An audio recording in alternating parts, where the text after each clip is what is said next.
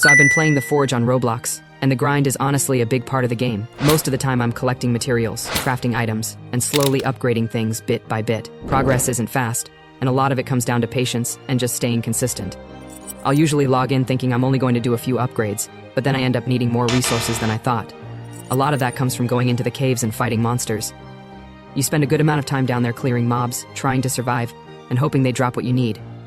Some enemies are easy, but others hit way harder than you expect, especially early on. Sometimes you go in feeling prepared and still end up backing out just to heal or repair gear. It's not really about being flashy, it's more about learning the patterns and slowly getting stronger. Overall, the Forge isn't rushed or chaotic. It's a slower game where fighting, grinding, and upgrading all connect. If you like exploring caves, fighting monsters, and slowly building your progress, it can actually be pretty enjoyable.